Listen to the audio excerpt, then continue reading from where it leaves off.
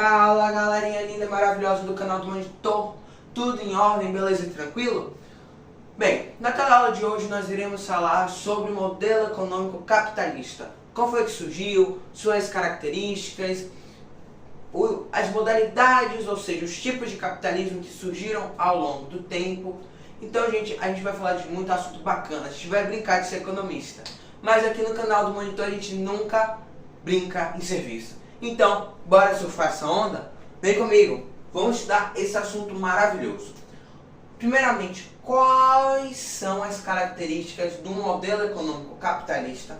Bem, existem basicamente três principais fatores que marcam o modelo econômico capitalista, tanto que eu gosto de chamar de o tripé do capitalismo, que é a existência da propriedade privada. A gente pode chamar o que de propriedade privada? Terras, ferramentas de produção, maquinário, tudo isso são propriedades, ok? Privadas. Nós temos o trabalho assalariado, no qual o proletariado, o cidadão, ele vai vender sua força de trabalho em troca de uma remuneração, ok? E o terceiro, que é a busca pelo lucro, ok? Beleza? Tranquilo? Sucesso? Ok.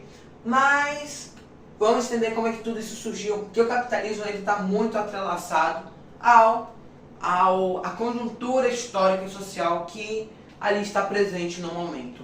Eu gosto de falar que essas transições do capitalismo é muito parecido com as fases, com as eras da história, ou seja, antiguidade, era moderna, idade contemporânea, que não é da noite para o dia. Então, às vezes, tem eventos, datas, marcos que vão nos ajudar na hora de estudar, para a gente ver assim, não, aqui agora começou a mudar a conjuntura, como é que funcionavam as coisas, mas as mudanças não eram da noite para o dia. A mesma coisa aqui na economia. Então a gente precisa entender que a economia é como um organismo vivo e ele não muda da noite para o dia, ok? Então vamos começar lá dos primórdios da economia, ok? A primeira coisa que nós vamos ter é o escambo. O que é o escambo? É a troca de mercadorias por outras. Então, eu sou um bom agricultor, planto trigo, eu consigo sustentar minha família e ainda sobra, ok? Então, eu troco com o meu vizinho por 1 quilo de cenoura, 1 quilo de beterraba, 1 quilo de cebola. Então, existe essa troca por produtos do mesmo setor, ou seja, primário, mas às vezes de setores diferentes. Então, eu vou trocar 1 quilo de trigo por uma enxada com o ferreiro, entendeu? Então existia essa troca, mas também a gente precisa entender que naquela época já existia um olhar especial para os metais preciosos. Tanto que, por exemplo, a gente vê histórias na Roma, por exemplo, na Grécia, a gente já tem histórias de cunhar moedas. Então a gente já vê aos poucos o surgimento das moedas, mas não de uma forma tão estruturada e funcional como a gente vê hoje o nosso dinheiro papel, ok? Beleza? Então nós temos o escambo e até um certo momento na Europa então vai surgir o feudalismo. Infelizmente a gente ainda estuda a economia numa ótica extremamente eurocêntrica. Por quê? Porque a Europa foi a pioneira nas grandes navegações, na Revolução Industrial, então a maior parte das mudanças que ocorreram na Europa é que vão acabar marcando a economia ali daquele continente e, consequentemente, do mundo inteiro. A gente vai ver isso bastante ao estudar os tipos que, como mudanças na Europa, vão interferir no mundo inteiro. Okay? Então, na Europa vai surgir o feudalismo, no qual existia um senhor feudal, ele tinha sua terra e ele cedia parte da sua terra para um servo, ok? Então existia esse vínculo de servidão, ok? Beleza? Então esse servo iria trabalhar na terra desse senhor feudal. A maior parte dos produtos ali que conseguiram ser produzidos, a maior parte dos bens produzidos ali naquela terra. Não digo bens, naquela época era basicamente do setor agrícola, ok? O setor agrícola basicamente era ali os bens produzidos por aquele servo. Eles eram dados, a maior parte, para o senhor feudal, porque o senhor feudal estava dando para o seu servo proteção. Então, qual era o vínculo entre servo e entre senhor feudal? O servo daria ao seu senhor feudal sua mão de obra e a maior parte dos seus bens, dos bens produzidos ali na terra do senhor feudal. O senhor feudal, em troca, daria para o servo, além da segurança, daria também ali aquela terra para ele se sustentar e morar com sua família. Então, basicamente, era assim que funcionava a relação feudal, a relação de servidão, ok? Mas tudo isso vai mudar quando começar a surgir a burguesia. O que vai acontecer? Um grupo vai começar a sair desses feudos e vai começar a criar entre as ruas os burgos. Nos encontros das ruas vão criar burgos, que eram, vamos chamar assim, de feiras que aos poucos foram crescendo e se tornando cidades. Como assim? Esses burgos, na verdade, viraram comerciantes. Então eles vendiam seus produtos nessa região porque estava começando a ter excedente nas suas produções. E aí, com esses excedentes, alguns começaram a sair, estavam vendo que não era mais necessário ter esse vínculo de servidão para proteção, ok? E, na verdade, a relação de servidão vai surgir num momento extremamente caótico da Europa. Mas esse momento caótico, aos poucos, vai diminuir porque vai ser mais difícil ter invasões bárbaras, etc. Então, a coisa vai ficar mais sossegada, eles vão começar a sair, ok? Dos feudos, e a partir daí eles vão criar os burgos, esses centros comerciais. E nesse momento é que vão começar a surgir o capitalismo. Por quê? Porque o que vai acontecer? Essa burguesia vai começar a ali trabalhar com a busca do lucro e aos poucos vão se formando as manufaturas, ok? As manufaturas aos poucos vão se tornando as fábricas e assim por diante, ok? Mas acima de tudo, esse momento que a burguesia começa a surgir é marcado por isso daqui: oferta e demanda. Então a gente vai ver como nunca esse sistema de oferta e demanda, que é bem típico do capitalismo. Então como é que funciona? Se eu tenho uma oferta muito grande de produtos, ou seja, eu tenho várias pessoas vendendo tomate, o custo dele vai ser muito menor, ok? Beleza? Porque tem muitos exemplares, tem muitos produtos na praça. Então a concorrência vai aumentar e o preço então vai cair, porque a oferta é muito grande. Agora, se a demanda é muito grande, se a procura é muito grande por tomate, ele vai começar a aumentar o preço, ok? Então basicamente esse é o funcionamento da lógica capitalista, ok? O detalhe é que esse surgimento da burguesia e do proletariado vai também estar entrelaçado ao surgimento dos estados nacionais e das grandes navegações. Aí que vai começar a surgir o capitalismo comercial ou mercantil. O que vai acontecer? O pioneiro é Portugal, depois logo em seguida a Espanha, ou seja, os países ibéricos. Mas as grandes navegações vão começar a desbravar outros países, outros territórios, vão começar a criar colônias, interpostos comerciais.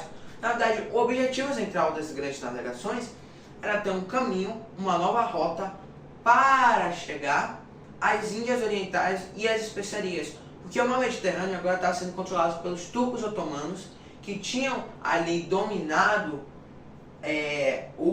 a região que nós chamamos de Império Bizantino. Então eles conquistaram Istambul, conquistaram ali hoje a gente chama de Istambul, mas na época ali ele era a sede, a capital. Eles conquistaram o Império Bizantino e com isso essa região parou de ser um entreposto com a Europa, porque os turcos otomanos passaram a controlar todo o mar Mediterrâneo. Então os europeus viram a necessidade de criar uma nova rota, por isso a rota do Atlântico.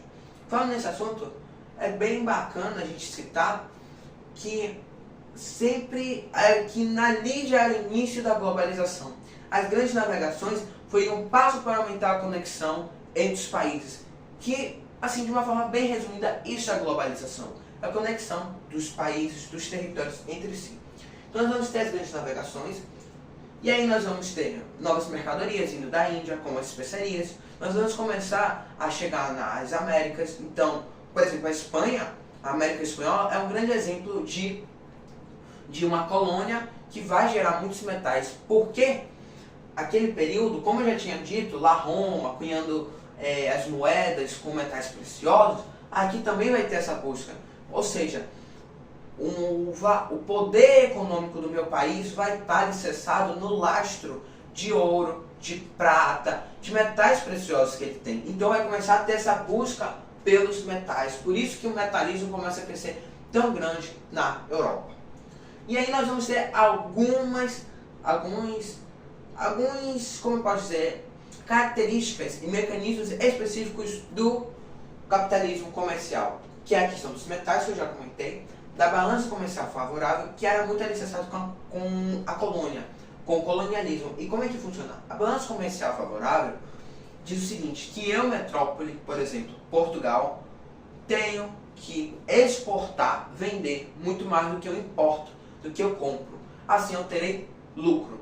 E esse segundo que compra os meus produtos, na maioria das vezes, era a colônia. Por isso colonialismo. Porque a colônia era obrigada a comprar apenas os produtos manufaturados pela metrópole, por mim. E com isso nós vamos também ter o protecionismo alfandegário surgindo, que é o seguinte, os produtos externos, os produtos estrangeiros serão taxados, que eu quero proteger, os meus produtos internos. Isso seria um nacionalismo na economia, ok? Mas tudo isso é alicerçado na DIT clássica. O que é isso? DIT é uma sigla, na verdade, é uma sigla exatamente que significa Divisão Internacional do Trabalho. A DIT desse primeiro período, que é a DIT clássica, a antiga DIT, a velha DIT, do período comercial industrial é bem similar, ok? No qual existe a metrópole e nós temos a colônia, ok? A colônia vai levar matéria-prima, vai exportar matéria-prima para a DIT, para a metrópole. Ou seja, por exemplo, cana-de-açúcar, metais preciosos, no Brasil a gente poderia citar para o Brasil também, ok?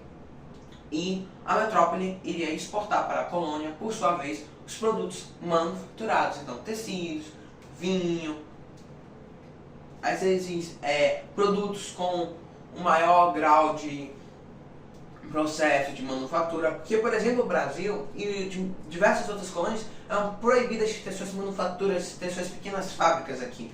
Então, era um laço que levava sempre déficit à colônia. Ok? Tranquilo? Então, a DIT, na verdade, é como os países se organizam dentro do contexto da economia e as articulações de exportação e importações. Então, cada país acaba se especializando em um determinado segmento dessa grande conjuntura econômica. Nesse momento é que vai surgir o capitalismo industrial, com a primeira revolução industrial, que as manufaturas vão começar a se tornar agora fábricas, indústrias, que nós vamos começar a ter o surgimento do maquinário. E esse maquinário, alguns fatores vai substituir a mão de obra humana, mas também vai criar outras lacunas, ok? Então, a gente vai ter um êxodo rural muito grande, muita oferta de mão de obra, e aí nós vamos ter as indústrias, juntamente com o imperialismo, que eu irei citar logo em seguida. Então, nesse momento, eu vou abrir aqui um parêntese, porque essa questão do capitalismo, dos modelos econômicos, está muito ligado também aos modelos de produção. E nós temos, de modo geral, 3 modelos de produção alicerçados aos modelos econômicos. O Taylorismo, o Fordismo e o Toyotismo. Todos esses ligados à indústria. Se a gente botasse numa ordem do tempo, o Taylorismo apareceria um pouquinho aqui no industrial, o Fordismo logo no final, porque aqui o monopolista financeiro, na verdade, é uma transição. E aí o último seria o Toyotismo, que seria mais ou menos 1950. Mas bora citar logo, porque a gente já viu, né, o surgimento da indústria, então bora citar eles, que todos eles foram frutos do surgimento da indústria. O Taylorismo, ele foi criado com o objetivo de fazer com que o trabalhador se especializasse numa única tarefa. E de tanto repetir exaustivamente, ele ficaria especializado e aumentaria a eficiência e a produtividade do trabalho. Ok? Então nós temos esse primeiro. Depois nós temos o Fordismo, que foi criado por Henry Ford. Ele foi embasado no Taylorismo, que ele dividia radicalmente a linha de produção, e nós temos o Fordismo. Que o Fordismo ele vai inserir a linha de montagem, a esteira, ok, rolante. que é um upgrade. Essa é a principal diferença entre o Taylorismo e o Fordismo. E nós temos o Toyotismo, que já tem vídeo no canal aqui na nossa série sobre o Japão, só falando sobre o Toyotismo. O Toyotismo, ele vai ver o Fordismo de uma forma um pouquinho diferente, ou seja, agora a gente vai ter a busca realmente em diminuir o preço do produto para o consumidor, atender suas demandas, no caso do consumidor. A gente vai ter uma flexibilização na linha de produção, então a gente vai ter alguns fatores um pouquinho diferentes, mas já tem vídeo no canal comentando isso, ok? Então não percam, já tem vídeo no canal aqui sobre Toyotismo.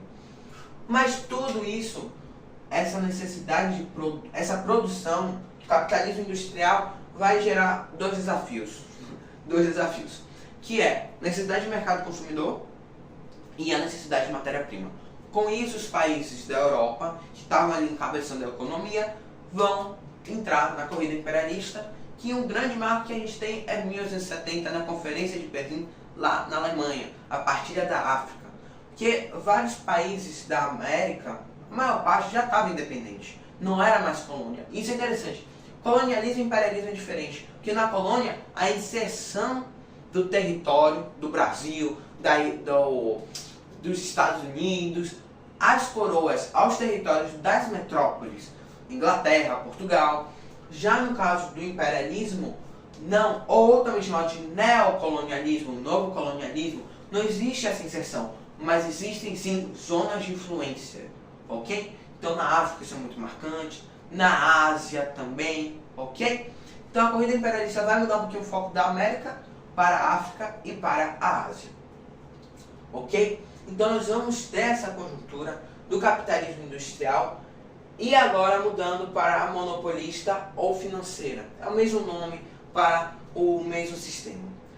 É principalmente marcante da segunda revolução industrial e com o surgimento da nova DIT. A gente vai comentar logo em seguida. Ela foi marcada pelo... Na verdade, toda a conjuntura dela foi extremamente marcada pelas multinacionais e pelas transnacionais, que só foram viabilizadas pela globalização. Multinacionais são empresas que são formadas pelo capital de dois países, ok? Então nós vamos ter, por exemplo, uma parte do capital vindo da Alemanha e outra da França, aí a gente tem uma multinacional. Transnacional são empresas, que têm aí suas empresas em outros territórios. Então, McDonald's é um ótimo exemplo, tem no mundo inteiro. Essas marcas então que a gente tem no mundo inteiro, marcas de roupa, a gente tem muitas transnacionais também, suave na nave, tudo isso por causa da globalização. Porque a globalização é essa inserção entre os países. Isso só é capaz, e essas ferramentas, que são as multinacionais e as transnacionais, só podem ser viabilizadas realmente com essa integração entre os países, que é viabilizado pelas redes de fluxos, pelos fluxos e pelos fixos, ok? Esse assunto de globalização a gente vai ter mais na frente, em breve, uma aulinha só sobre globalização. E aí nós vamos ter a nova DIT, porque o imperialismo, a gente vai correr um pouquinho, bora correr no tempo? Nós temos o imperialismo, Segunda Guerra Mundial, a gente já tem vários países independentes, etc. A nova DIT vai dividir o mundo em 3 períodos. Por quê? Em 3 períodos não, em 3 grupos. Por quê? O monopolista financeiro vai surgir num período extremamente caótico. Em 2 períodos caóticos. Primeiro que é a Guerra Fria. Ele logo em seguida vai ter a Guerra Fria. E no mundo, então, antigamente nós tínhamos a antiga ordem mundial, onde tinha uma característica extremamente multinacional, multipolar, ou seja, vários polos de poder. Ninguém concentrava tanto, assim, o poder tão fortemente. A partir da Segunda Guerra Mundial, nós temos a ordem bipolar, com União Soviética e Estados Unidos. E aí, com o fim da Segunda Guerra Mundial, nós vamos ter a ordem unipolar, alguns estudiosos acreditam que é unipolar, com o capitalismo como único sistema, encabeçado pelos Estados Unidos. Outros consideram já multinacional, porque a economia começa a ser mais fragmentada. Assim, vários polos novamente de influência. Beleza? Mas, por que isso é importante? Porque no período da configuração bipolar do globo, o que que acontecia? Os países eram divididos em 3 grupos. Primeiro mundo, os países capitalistas. Segundo mundo, os países socialistas. E terceiro mundo, os países que não eram nem lá nem cá, eles eram meio que neutros. O detalhe é que a gente não pode mais falar isso porque a Segunda Guerra Mundial já acabou, ok? Especialmente porque os de terceiro mundo tinham mais ou menos a característica de serem indústrias tardias, eles se industrializaram mais tardiamente, ok? Quando nós vamos agora para o pós-Guerra Fria, nós temos um mundo também dividido em 3 grupos: desenvolvidos, em desenvolvimento e subdesenvolvidos. E isso é que vai configurar a nova DIT. Ou seja, a ordem bipolar, essa classificação da ordem bipolar, de primeiro, segundo e terceiro mundo, vai abrir as portas para o que a gente vai chamar de nova DIT, que é esses 3 grupos de desenvolvido, em desenvolvimento e subdesenvolvido. Os países subdesenvolvidos iriam exportar assim, matérias-primas, como se fosse a posição das colônias no passado. Então, iriam matérias-primas, metais, etc., para os países em desenvolvimento e os subdesenvolvidos. Os em desenvolvimento iriam produzir produtos, manufaturas com baixo a médio teor tecnológico, ou seja, que não requisitavam de uma tecnologia tão alta, ok? E eles iriam exportar, por sua vez, esses produtos para os subdesenvolvidos e para os desenvolvidos.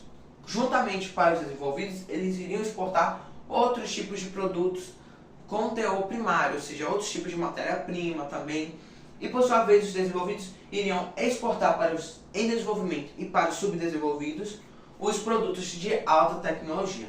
É mais ou menos assim que a gente pode configurar a nova DIT, a nova Divisão Internacional do Trabalho. Mas essa dobradinha antes e depois da Segunda Guerra Mundial, que vai assim marcar com peso o capitalismo monopolista e financeiro, vai ter um lado extremamente triste, que é o surgimento dessas figuras aqui, que eles são monopólio, oligopólio, truste, cartéis e holdings. Isso vai significar um acúmulo, ou seja, um poder econômico, um poder muito forte na mão de poucos. Essa concentração de renda é muito marcante desse sistema que é monopolista ou financeiro. Falando nisso, a gente falou que o comercial mercantil ele era mais ou menos no século XV, XVI. Ele é marcado porque o comércio é muito forte. O industrial, porque a indústria é muito forte, século XVII e XVIII. Aqui, monopolista financeira, século finalzinho do XIX, principalmente o século XX, marca bastante. E o que marca? O início, assim, uma preeminência muito grande dos bancos surgindo, dessas transações econômicas, por isso que a gente tem o nome de financeira ou monopolista, que essas figuras vão surgir. Para entender quem eles são, monopólio é quando toda uma linha de produção, todo o setor econômico está ali, só tem como organizador uma empresa. Como assim? Uma única empresa controla todo o setor econômico. Oligopólio é quando um pequeno grupo de empresas controlam todo o setor econômico. O trust é quando algumas empresas se alinham para elas controlarem todo o sistema de produção de um determinado segmento ali da produção. Cartel é quando um grupo, aqui é clássico, de gasolina, de combustíveis para carro e outros automóveis, que o cartel é quando um grupo de empresas se alinham para que elas finjam, elas tenham ali a aparência de estarem disputando economicamente, mas está tudo alinhado, para que elas possam controlar um determinado segmento da economia. Então, por exemplo, um determinado posto de gasolina diz assim, eu vou subir um pouquinho o preço. Daí todos os carros vão correr para o posto de gasolina B e C. Depois o B e C sobe o preço e o A, daí todo mundo vai para o A. O A vai aumentar o preço, todo mundo vai correr para o B e para o C. Tá vendo que cada vez mais os preços estão aumentando? Então parece que eles estão competindo entre si economicamente, mas na verdade eles estão controlando completamente os preços desse determinado produto. E o último são os holdings. Que holdings são as empresas que eles compram ações e assim eles têm, pelo fato de ter maioria acionária, eles controlam diversas outras empresas. Ok?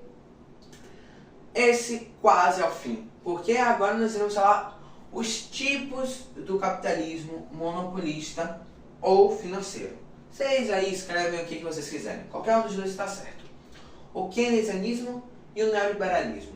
Existe um terceiro, que é o liberalismo clássico. Mas o liberalismo clássico está aqui inserido basicamente nessa transição de industrial para o financeiro. Que o que o liberalismo clássico ele diz? O liberalismo clássico ele diz assim, que não tem necessidade do Estado estar ali na intervenção, que a oferta e a demanda é mais do que suficiente. Mas isso vai dar B.O. O que vai acontecer? Crise de 29. Tem vários fatores que vão levar. Nós temos desemprego, nós temos a superprodução, crise de superprodução. Então nós vamos ter esse cenário de crise. Crise de 29. O que vai acontecer? O presidente vai aparecer aí nos Estados Unidos logo em seguida, é Roosevelt, e ele vai criar um New Deal. O New Deal é praticamente o programa que vai marcar as características do keynesianismo. Que o keynesianismo ele foi ali uma ideia criada um pouquinho antes por um estudioso, por um economista britânico inglês chamado John Keynes. Ele vai falar que o Estado do jeito que está caminhando a economia não vai dar certo. Então ele começa a reformular como é que teria que ser a nova economia para ela conseguir se sustentar.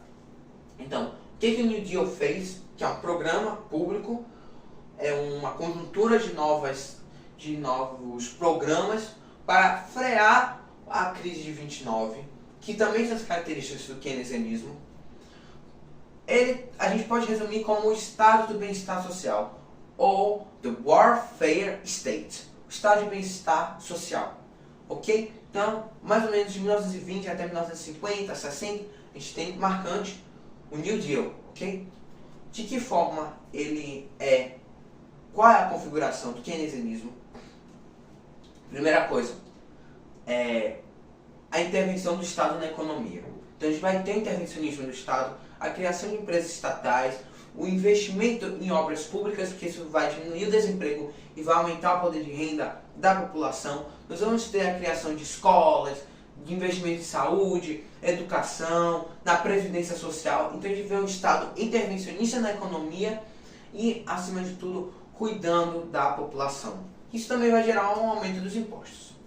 E nós temos o neoliberalismo, que ele é inaugurado principalmente com o consenso de Washington em 1989, que é uma série de medidas que, logo no finalzinho da Guerra Fria, que os Estados Unidos uma série de economistas lá em Washington vão debater e eles vão alinhar uma série de projetos que a América Latina, que estava em crise naquele momento, poderia tomar para sair desse momento de endividamento público gigantesco. E quais são essas medidas neoliberais? Tirar um pouquinho o estado da economia, voltar um pouquinho ao liberalismo clássico, mas não ao extremo do liberalismo clássico. Como assim? A gente vai ter corte de gastos públicos, nós vamos ter abertura da economia ao capital, às mercadorias externas, nós vamos ter a venda de empresas estatais, ou melhor, a privatização de empresas estatais. Então nós vamos ver o Estado cada vez menos intervencionista, privatizando a maior parte dos segmentos do setor econômico que ele acabava controlando, por exemplo, energia, educação, água, internet, telefonia. No passado a telefonia de muitos países, eles eram quem controlava era o Estado, ok? Então, nós vamos ter ali cortando algumas dos projetos que haviam sido criados pelo keynesianismo e agora a gente vai estar voltando aos poucos ao liberalismo clássico. Ele é caracterizado principalmente pelo período multipolar do globo e pela existência de órgãos internacionais fiscalizadores e também que vão estar aí ajudando esses países, que é o FMI, que é o Fundo Monetário Internacional, e o Banco Internacional ou Banco Mundial. Gente, espero que vocês tenham gostado da teleaula de hoje sobre modelos econômicos, principalmente sobre o prisma do capitalismo. Se vocês estão gostando do projeto aqui do canal do Monitor, deixa o like, se inscreva no canal, aperta no sininho e compartilha para que cada vez mais nossa sala de aula cresça. Então, galerinha, um forte abraço e até a próxima teleaula.